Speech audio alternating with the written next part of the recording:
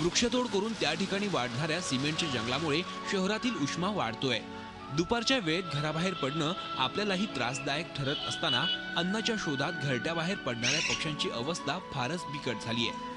शहरी भागात पक्ष्यांची अन्नसाखळी तुटल्यामुळे अन्नाच्या शोधात पक्षी दूर अंतरावर उडत जातात। उष्मा वाढत असल्यामुळे सूर्योदयापूर्वी घरट्यातून बाहेर पडत असून लवकरच घरी परतण्याच्या तयारीत ते असतात। मात्र काही वेळा उन्हाच्या झळा पक्ष्यांसाठी घातक ठरतात।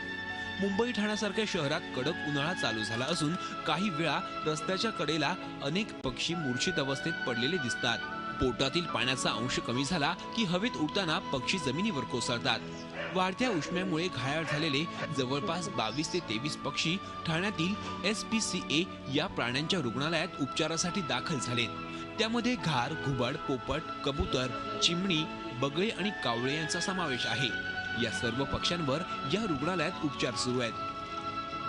आपल्या सभोवतालच्या ठिकाणी रिकाम्या जागेत जर पाणी आणि खाद्य ठेवलं गेलं तर आपण एका जे मूक प्राणी आहेत किंवा मूक पक्षी आहेत त्यांचा जीव वाचवण्यात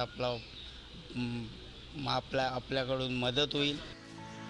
असा एखादा पक्षी रस्त्यात मूर्छित अवस्थेत यासाठी पाण्याची गरज असते। त्यामुळे घराची खिडकी, बाल्कनी, टेरेस अथवा झाडांवर पाणवठे तयार करावेत, जेणेकरून तहानलेले पक्षी या पाणवठ्यांवर येऊन आपली तहान भागवून जातील। टेरेसवर दाणे किंवा काहीतरी टाकत जा आणि रोडवर तुम्ही काय दिसताय कुठं तर तिथं पण हे ठेवू शकता, जेणेकरून त्यांना जास्त उन्हामुळे त्यांना पाण्याचा भरपूर त्रास होतो। मग त्यांना पाण्याने किंवा त्याच्यामुळे त्यांना हॉस्पिटलाइज करायची गरज राहणार नाही। बेसुमार जंगलतोड, पावसाचं बदललेलं वेळापत्रक, वाढतं काँक्रीटचं जंगल या सगळ्याचा परिणाम आता जाणवू लागलाय। आकाशात स्वच्छंद विहार करणाऱ्या पक्ष्यांना वाढत्या उष्म्याचा त्रास होऊ लागलाय। आता किमान पाणवठे निर्माण करून या मुक्या जीवांना वाचवूया। कपिल राऊत, झी मीडिया, ठाणे। झी 24 तास रहा एक पाऊल पुढे।